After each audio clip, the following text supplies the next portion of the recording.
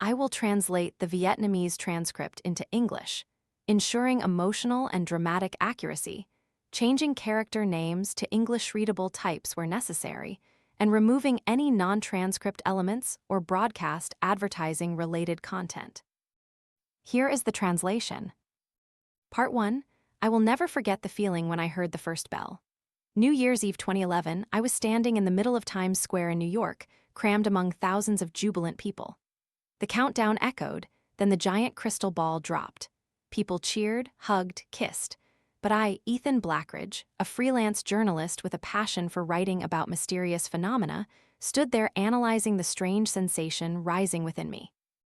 For the past 3 days, I had been observing unusual patterns in data from global seismic stations, inexplicable micro-oscillations that scientists had dismissed. I also noticed subtle changes in atmospheric composition reported by NASA. All of it pointed to one thing: something monumental was about to happen, not because of the crowd or the noise, but a feeling as if something was about to erupt. A sensation confirmed by both intuition and scientific data. The clock struck midnight on the first day of 2012, and then I heard it. Boom! The first sound echoed as if from the depths of the earth, not from any church, not from a clock tower, nor a public sound system. It reverberated inside my head as if my skull had transformed into a giant bell. I spun around, bewildered, but no one else seemed to hear it.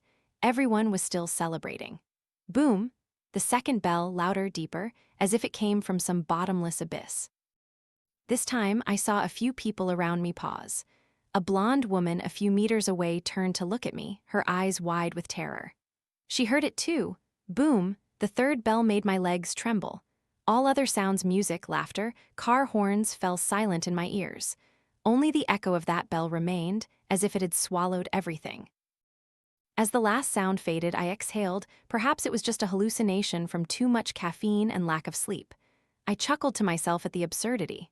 Oh my God! A scream tore through the air. I turned towards the sound. A man was pointing down the street. From a nearby manhole, a stream of bright red liquid erupted, splashing onto the sidewalk and the legs of passers-by. Blood, I whispered, disbelieving my own eyes. At the same moment, a man about 3 meters from me suddenly collapsed, clutching his throat. At first, I thought he was choking, but then I saw his neck begin to swell, distending like an overinflated balloon. Help! I yelled, rushing towards him. Too late. The man's throat burst open, blood gushing out like a geyser. I screamed, recoiling, and then realized the same thing was happening everywhere. Dozens, then hundreds of people were falling, their throats swelling and bursting. The square plunged into chaos, people pushing and shoving to escape.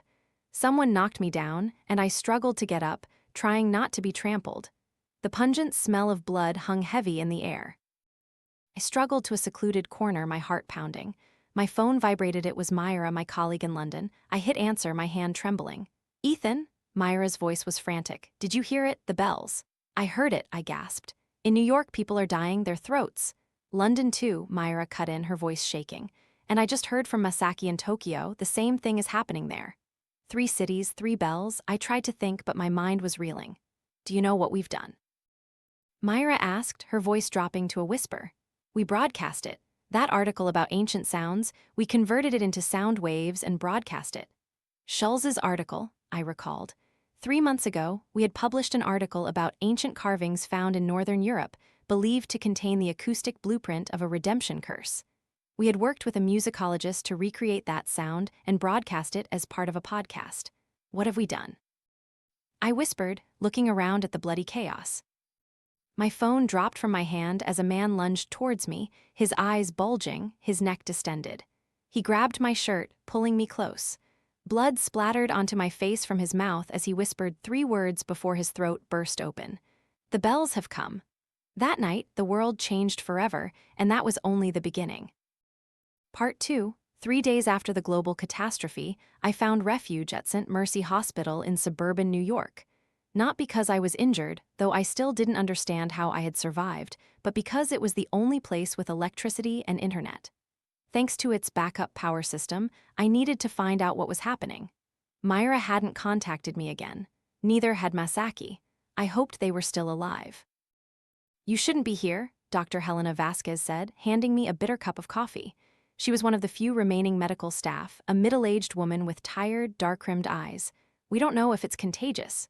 It's not a disease, I shook my head. I think it's the bells, those who heard it. I trailed off, unwilling to complete the thought. I didn't hear anything, Helena sighed, but I saw the results. Over 5,000 people died in New York on the first night.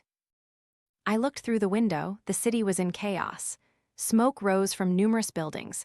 Alarms blared incessantly. Military forces had been deployed, but even they seemed not to know what to do.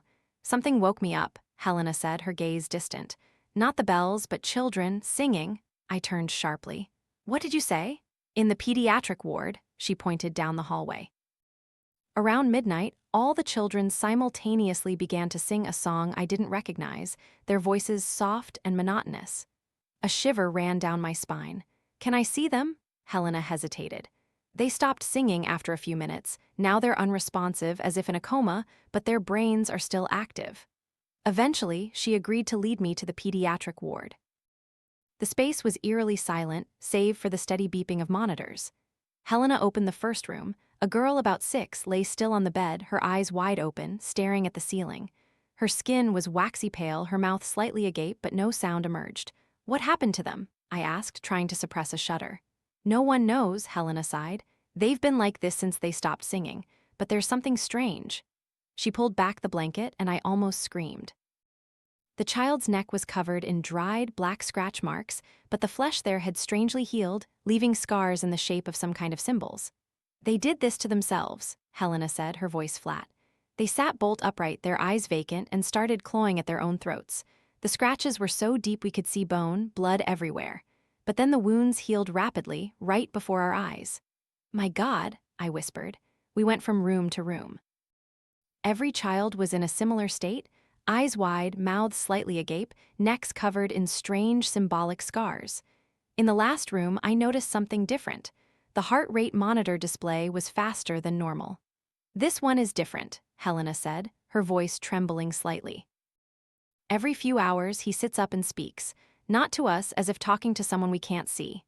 The boy on the bed was about 10, pale-skinned with jet-black hair. His neck, too, was covered in symbolic scars. But on this boy, they seemed clearer, deeper. I leaned closer, studying his face. What's your name? No response. I wasn't surprised. Oliver Reed, Helena answered for him. He was admitted 3 weeks ago with a high fever, no relatives. I was about to turn away when suddenly the boy's hand shot out, seizing my wrist. I flinched, trying to pull away, but couldn't. His strength was incredible. His eyes were wide open, but they weren't looking at me. They gazed right through me, into some distant place. Bells, the boy croaked, his voice hoarse as if his throat were torn. The bells have rung, but no one hears them. They're coming from the rift. Who's coming? I asked, trying to remain calm. Can you hear me? The boy didn't answer. Instead, his mouth opened wider than seemed possible, as if his jaw had dislocated. A sound issued forth, not from his throat, but as if from a distant place, echoing through him like a megaphone. Boom, boom, boom, 3 bells, identical to what I had heard on New Year's Eve. The monitors began beeping wildly. Helena rushed over, injecting something into the boy's vein. Oliver's body spasmed, then relaxed. His hand released me, and I stepped back, rubbing my aching wrist.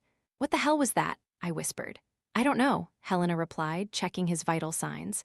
But every time this happens, he repeats the same things about the bells, about them coming, and something called the red bell hour. Oliver now lay still, but his mouth still moved slightly. I leaned down, putting my ear close to his mouth. The words he whispered sent a chill down my spine. They have waited for thousands of years. 3 bells are the key. January lengthens, February vanishes, time bends, we have all died once already. I stepped back, looking at Helena. I need to research those symbols on the children's necks, and I need to know more about the red bell hour. As we left the room, all the monitors suddenly blared in unison, then shut off. The screens displayed only the numbers 333, and from every patient room, the children's voices rose in chilling unison. The second bell will ring in sky. The third bell will shatter the shell. They are coming, they are hungry.